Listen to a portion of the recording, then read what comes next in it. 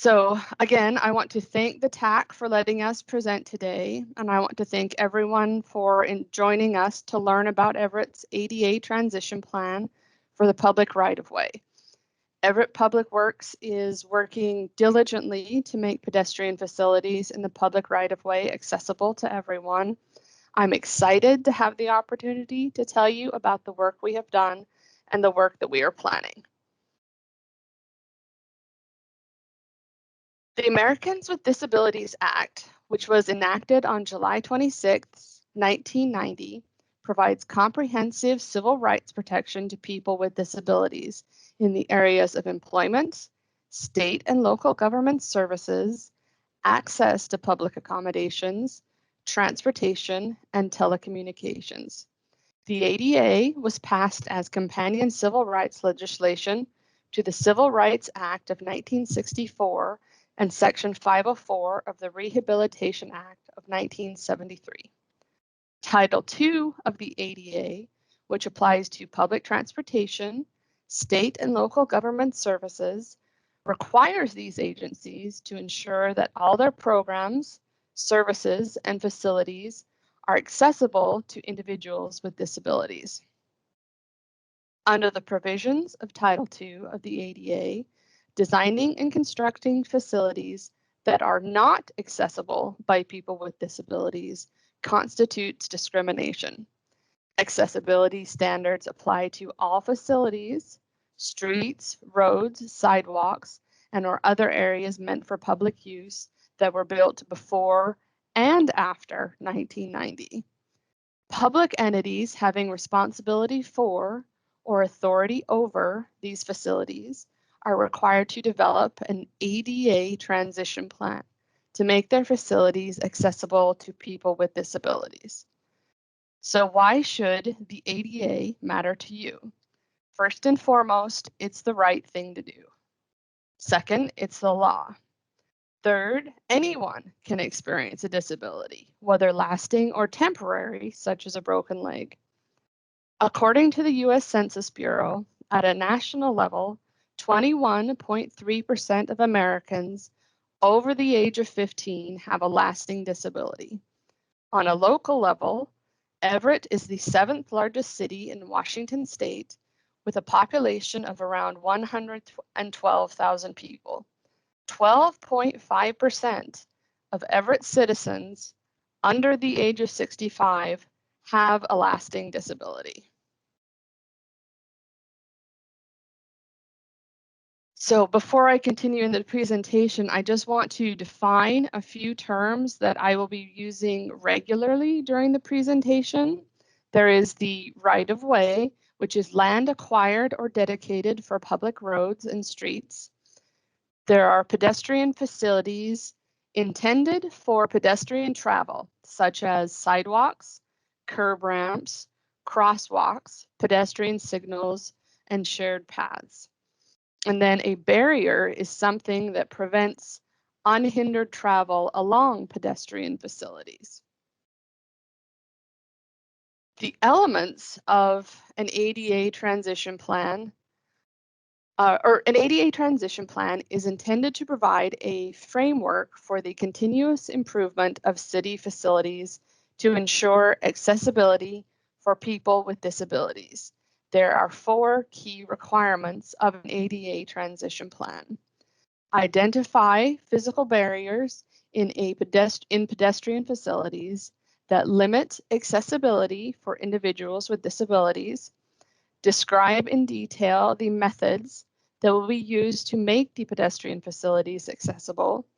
Specify a schedule for removing barriers in these facilities, and identify the official responsible for implementation of the transition plan.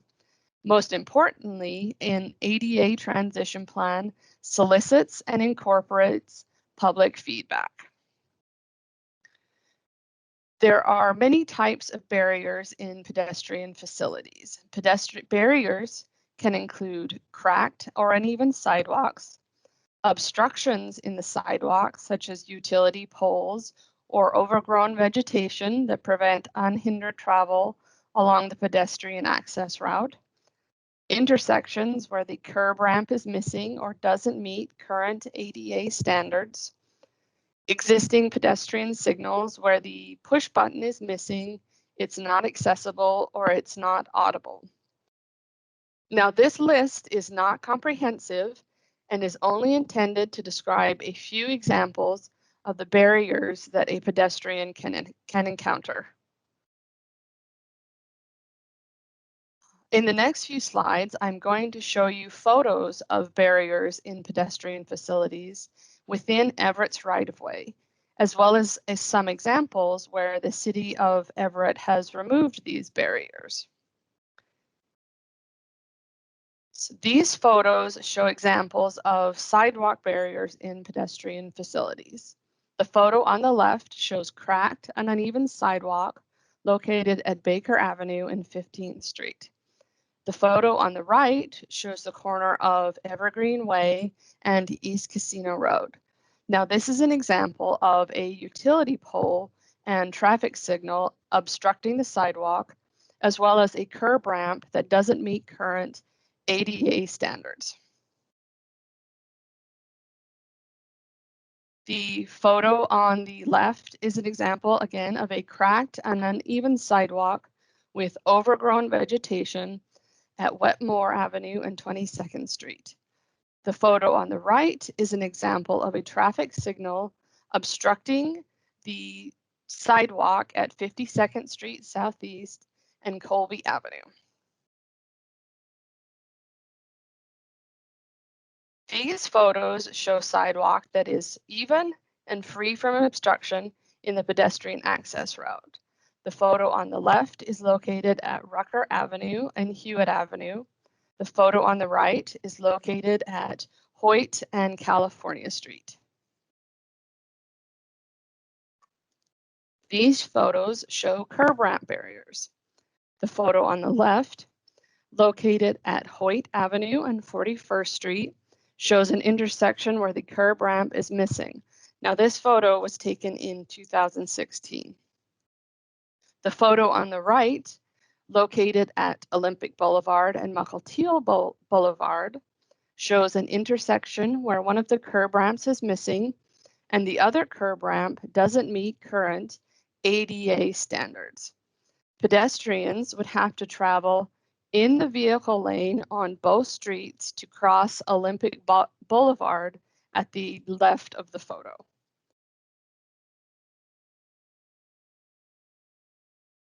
These photos show intersections where Everett has removed a curb ramp barrier by constructing new curb ramps that meet ADA standards.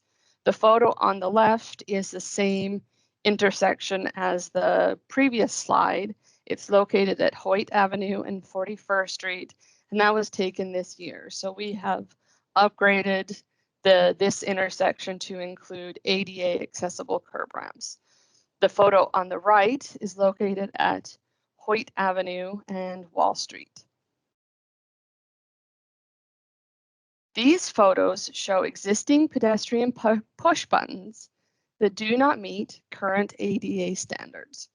These push buttons do not have audible tones or vibrating surfaces during the walk phase. A pedestrian with limited vision or hearing might not be able to locate the button, and then they wouldn't know when the walk phase is active because there are no audible tones or vibrating surfaces. The photo on the left is located at Evergreen Way and 52nd Street Southeast. The photo on the right is located at Holly Drive and 4th Avenue West. These photos show pedestrian push buttons that meet current ADA standards. The buttons are located near the curb ramp. They have audible tones and vibrating surfaces during the walk phase. The photo on the left is located at Hoyt Avenue and California Street. The photo on the right is located at Rucker Avenue and Hewitt. To meet ADA requirements, the city developed a draft ADA transition plan for pedestrian facilities located in the public right-of-way. Drafts of the plan were prepared in 2014 and 2018. The draft plan was published on the city website in 2018. The draft ADA transition plan for the public right-of-way included the following sections on policy and procedures, inventory of pedestrian facilities, criteria to prioritize barrier removal, methods and schedules for barrier removal.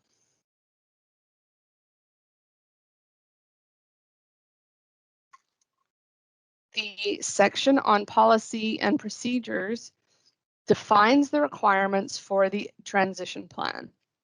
It defines the applicable accessibility standards by which pedestrian facilities in the public right-of-way should be evaluated and constructed, and it defines the criteria by which we evaluate barriers. The draft plan created an inventory of pedestrian facilities within Everett's right-of-way. This inventory was then evaluated for barriers as defined by the criteria in the policy and procedures section. The draft plan established a list of priorities to evaluate barriers. Priority 1 barriers are those barriers that are highest priority for removal. They are reported by the public as barrier removal requests. They are located in areas with high concentrations of people with disabilities. They are located in areas near services such as schools, medical centers, government offices, and transit facilities. Priority 2 barriers are those barriers that are located in areas with medium concentrations of people with disabilities. They are located in areas near services such as restaurants, shopping centers, sports arenas, and major employment centers. Priority 3 barriers are those barriers that are lowest priority for removal.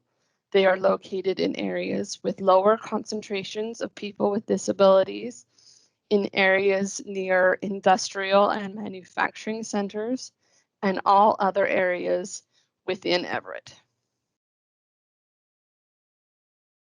This slide shows a map of prioritized pedestrian facilities near Hawthorne Elementary in North Everett. You can see the full map on our online open house, which I will talk about in a few minutes. Just a few notes about this map. The gradient gray shading shows areas with increasing population of people with disabilities. This population is by census tract and is provided from the U.S. Census Bureau. The green shading shows priority 1 areas. The purple shading shows priority 2 areas. And just as a note, the priority shading areas don't mean that we haven't assessed them or we haven't had barriers removed in these areas. This just lets you know what we consider our priority areas when we evaluate barrier removal crests and as we do work. A further note is that you might notice that there are a few alleys that are shaded on this map. Alleys are evaluated on a case-by-case basis and are only included in priority areas when they are part of a pedestrian route. The draft plan established a methodology for removing barriers. These methods include the following: street and maintenance repairs. Our street and maintenance repairs program, which reviews and removes barriers reported by the public and follows the prioritization criteria established in the priorities section. The capital improvement program includes projects such as water and sewer replacements and removes barriers located on the project site. Transportation improvement program projects such as roadway construction, remove barriers on those project sites. And finally, there are frontage improvements to pedestrian facilities in the public right-of-way that are required during private development to remove barriers located on those project sites. The draft plan established a schedule for barrier removals. The schedule included the following: the prioritized list of barrier removals that are completed each year, the annual pavement maintenance program projects that are anticipated to remove barriers, and capital and transportation improvement projects that are also anticipated to remove barriers. In April 2021, the City of Everett will publish their 2021 ADA transition plan for the public right-of-way. The 2021 transition plan will include elements of the draft plan, as well as the following updates. Any applicable updates to policies and accessibility standards. The city digitized our self-evaluation inventory and began the process of integrating with the city GIS database. We included a more detailed prioritization framework, including the map showing those prioritized areas for barrier removal. And we are also conducting a robust public outreach to evaluate priorities, barriers, and to seek feedback on the plan. Our methodology, again, categorizes how funding sources are applied to different barriers. And then again, our schedule includes a list of completed projects from the draft transition plan and the addition of new projects. The ADA transition plan for the public right-of-way will be updated every year. Updates to the plan will include the following. Again, any applicable updates to policies and accessibility standards for our inventory. We are looking to improve processes to track our barrier removals, as well as evaluation of additional barriers in pedestrian facilities, such as those barriers located in the city's shared use path inventory. We are having an ongoing evaluation of the priority framework. We are looking at identifying new funding sources or programs that can be applied to barrier removals, as well as we are creating an updated list of barrier removal projects completed each year and new barriers that are added from programs identified in the methodology section. So for timeline, we are currently in the open house, online open house and public reach phase of our 2021 transition plan. We intend to publish the 2021 ADA transition plan for the public right-of-way in April of 2021. And then every year we intend to publish our annual plan update, which is currently scheduled for April 2022.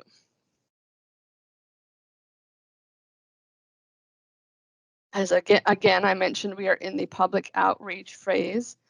We are asking for feedback to finalize our 2021 ADA transition plan for the public right-of-way. Please visit our online open house for more information on the plan, to report a barrier, and to provide feedback on the plan. There is also a phone number here that you can call to provide feedback if you would rather use the phone as opposed to going to the website.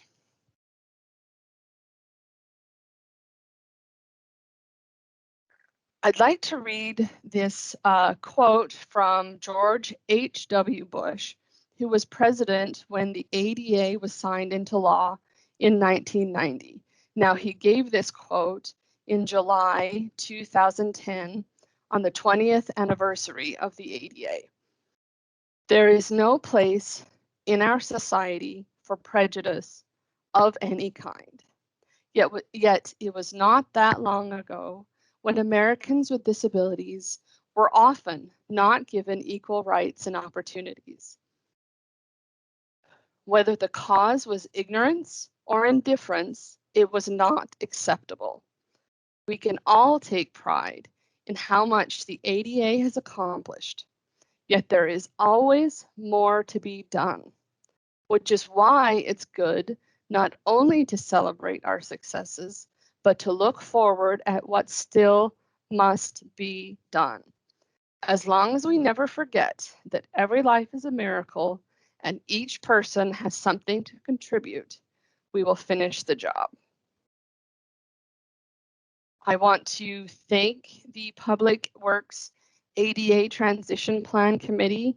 The committee spent many hours over many years working on the draft plan and the plan this year. So I just want to thank and acknowledge everyone for all of their hard work. I will now take comments on the presentation. Just as a reminder, you can click the raise hand icon at the top of the screen.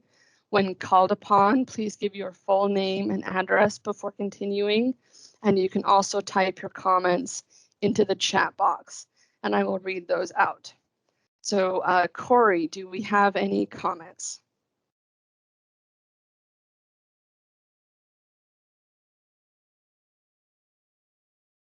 Hal, you've raised your hand. Please feel free to comment. Hello. I want to say, boy, great job on putting this together. It covers a lot of stuff. One thing that I was wondering, when you guys were doing the priorities, was there thinking about, it seems in Everett there's pockets of senior housing, which might be one of those to shoot up in terms of one of the first or second priorities. Instead of it being like public housing, there's private. I think there's one over here not too far from my house, that's the Oaks. Those kind of things where there may be a density of senior population. Just a question about that. So we included in our priorities concentrations of people with disabilities, as well as areas near services, such as medical centers, government offices. I might throw this question to Jennifer Bailey, who's been working really hard on the draft plan, to get her opinion on if specifically areas near senior services were part of that prioritization framework. So I can say that they're not currently part of that framework, but that the committee could discuss, we're willing to take input and we can discuss revising those priorities. Great, thank you. I have one more question too related to this would be, I didn't see where specifically parks were listed. Would that be part of maybe government offices? Or I was just wondering, because parks are one of those areas that gets a lot of people going to them too. So I would say that generally those are considered priority 2 barriers. But again, I'm going to throw this to Jennifer, see if she has a different interpretation of that. I think we did include them in the priority 2 barriers, but I would have to look at that to make sure that that's the case. Great, thank you.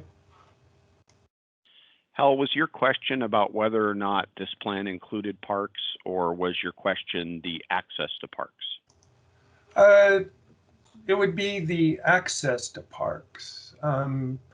I used to be the assistant parks director way back, so I kind of know that within the parks themselves, I think that probably still is the responsibility of parks to take care of those trails within parks. Yes, that's correct. It will be entirely the responsibility of parks within the park. but the approach to the park will, again, we are considering those a priority 2 barrier. Great, thank you. Corey, there was a text message, comment or question that came through in the chat. Yes, I'll go ahead and read it now. Mr. Creamer wrote, how are uneven sidewalks in residential areas being addressed, especially in older parts of the city? So again, my answer to that would be we analyze those in terms of our prioritization framework. So are those areas located in areas with high concentration of people with disabilities? Are they located near schools, medical centers, government offices? If they are not within that priority 1, then we look at the priority 2. Are they located in areas with medium concentrations of people with disabilities, near services such as restaurants, shopping centers, parks? So sidewalks, uneven sidewalks, sidewalks with cracks or overgrown vegetation, again, are also applied to that prioritization framework. Any additional questions? Corey, it looks like Michael Thomas has his hand raised. Yes, he does. Mr. Thomas, please go ahead. Yeah, you showed a picture of 52nd and Colby. I think you were talking about there's a signal pole in the ramp as an ADA barrier, but there's also a section of sidewalk missing there in front of that business. Would that section of sidewalk missing be considered a barrier, or is that something completely different? So generally, the ADA plan does not consider missing sidewalk as part of our transition plan. If there is sidewalk missing, we have multiple avenues to address that, but they are not included in the transition plan. I'm just looking for my notes on how we address.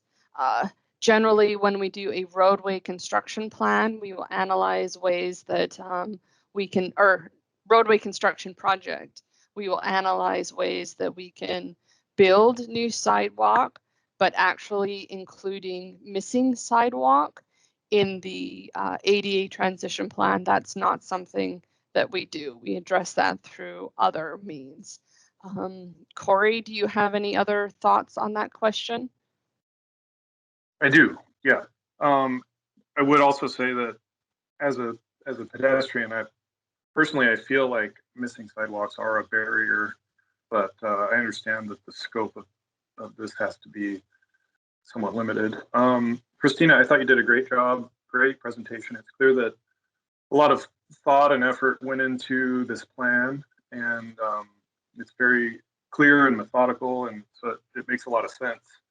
I remember a situation a few years ago where I learned something when Airport Road was being resurfaced. I learned that at the federal level, my understanding is that pavement maintenance overlays were recategorized from a maintenance category to a construction category, and that recategorization started requiring and triggering updates to any intersection adjacent to the pavement overlay. And so I was going through Holly at Airport Road, and I saw an intersection with very low pedestrian volumes that had curb ramps, and the curb ramps were functional, but they had been built prior to the current specification for curb ramp requirements. So they didn't have the yellow pads. But, the slopes all seemed pretty reasonable. And again, it was a very low pedestrian volume intersection. At the same time, in my neighborhood across the street, there was a woman who was required to use a wheelchair. And she had in her car, she had a column mounted throttle because she had absolutely no use of her legs. The sidewalk in front of the house was buckled in one place, and there were no curb ramps whatsoever. So seeing these two things, that caused me to ask, like, hey, why are we tearing out perfectly good curb ramps where there aren't very many people walking and not putting them in where there's a real need? And I guess my question is, have we found a way to mitigate that federal requirement or push back somehow without, obviously, without risking federal funding? But have we found a way to say, hey, this is crazy that you're making us do it this way. We want to reprioritize and do the most good where it is most needed, rather than tearing out existing infrastructure that's below spec but basically adequate. Does that make sense? Yes, it does. I have a couple of answers to that. First of all, yes, you are correct in that federally, when we do an overlay project or a pavement maintenance project that removes the pavement to the base, anytime that project crosses an intersection, we are federally required to replace the curb ramps that are not in compliance. One comment I will have on that is, so you might see a curb ramp that doesn't have the detectable warning surface, and you might think, oh, well, that's okay. Well, actually, there are a lot more requirements and needs that go into that curb ramp. Maybe they're not, maybe it's too narrow, maybe it's uneven. We know as we've learned more about ADA requirements and standards, our standards have improved because we learned that people are affected in ways that we don't necessarily. As someone personally, I have the use of my legs, and so I don't know how someone using a mobility device, I don't experience that directly. And so a lot of these older curb ramps that you might see and think, oh, well, they're just fine, they can be a tipping hazard. Someone using a wheelchair or an electric mobility device might experience a significant tipping hazard on what someone like me, I think, oh, this curb ramp's fine. So that's one response.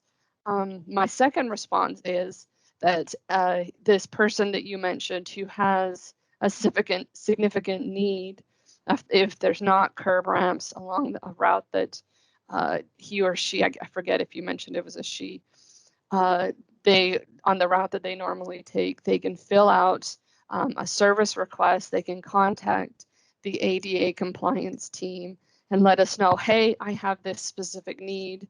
I need this on my route. We will go out. Our goal is to respond to people who submit that request and respond to them directly, evaluate their need, and do our best to accommodate that. And that's one of the reasons that we really wanted to do this significant outreach push, is that so people like your friends who maybe not know that they have that option to contact us and have us do a needs evaluation and attempt to accommodate those needs is available. So does that answer your question, Tyler? Do you need any follow-up explanation? No, that makes sense. I guess I was just hoping that maybe there was some avenue to evaluate on a case-by-case basis existing infrastructure, just so we're not wasting effort. Because I feel like, I mean, I totally hear what you're saying about how we might see a ramp and think that it's adequate, and it is not for somebody in a different situation, and that certainly needs to be addressed. But I'm just always thinking in terms of how can we do the most good the fastest, and if there are ramps that are in fact adequate but not up to the current code in places where there are not a lot of people walking, and we have significant needs in other places, it just seems like, you know, having the ability to put those resources into the places where they are most needed is really, really important to getting ahead of this, because I know that there is just a ton of work to do. Well, and I completely acknowledge and I understand that frustration. I will kind of to address that. So for our for funding at the city, funding generally tends not to be fungible. And what I mean by that is we have funding that is dedicated directly to the overlay program. And so any curb ramp updates that we are required to do in the overlay program, if if we were to be able to say, oh, we're not going to do this one, we couldn't then take that money and replace another one elsewhere. Like, that money is dedicated specifically to the overlay. And it is also a federal requirement. And so while I hear your comment and I understand the desire, unfortunately, there are lanes that we have to follow and requirements that we have to follow. Corey, do you have anything else that you want to add to that? Christina, I think you hit the nail on the head. Whenever we go in and do projects such as the overlay, we're required to replace the curb ramps under the ADA, and so we do that, and that becomes a priority. I will say that everything outside of that program on our maintenance side is prioritized, and we are looking at those areas with the greatest need, with the highest pedestrian volume, in areas where curb ramps are not there, and we'll certainly choose those over areas where maybe curb ramps might meet the 1991 Safe Harbor standards. So certainly that's done outside of our requirement on our projects to prioritize. But as you mentioned, Tyler, the need is great. It looks like Pat had his hand up. He may have had some additional input on that. Pat, please. Sure, thanks. Yeah, Pat Mitchell, the Street Department Maintenance and Operations Supervisor. And Corey just touched on the 1991 standards. And what that is, when we do the pavement resurfacing with local money, we go out and we look at all the existing ramps. And if they were constructed to the 1991 standards, we can leave them in place. We don't have to build them to the current standards. So we do evaluate all the existing ramps, and if they are suitable, we do leave them. We don't just rip them up and put in them to the current standards if it's not required. So I just wanted to make that clear. That's for local money. For federal, they have more strict requirements. Got it. Thank you. Thank you all so much for your explanation and input. Appreciate it. And I see Hal has his hand up. Hal, do you have another question? Yes, I do. I was wondering, part of the ADA deals with people with visual disabilities, the blind. And I have seen a lot of where, I know it's tough to get out there and watch, but where branches, tree branches, those sort of things, or unfortunately, one of the example pictures you showed showed a van parked on top of a sidewalk. But I really have noticed those issues for the blind can be just low branches and smacks you in the head. It's not usually what you'll feel in terms of with your cane, if you're using a cane when you walk with the blind. So I was wondering if there's any way to address that as part of this, just related to the blind. So yes, in that overgrown vegetation is considered an obstruction to the sidewalk. In terms of addressing that, again, that is something that someone can submit a service request to the city of Everett.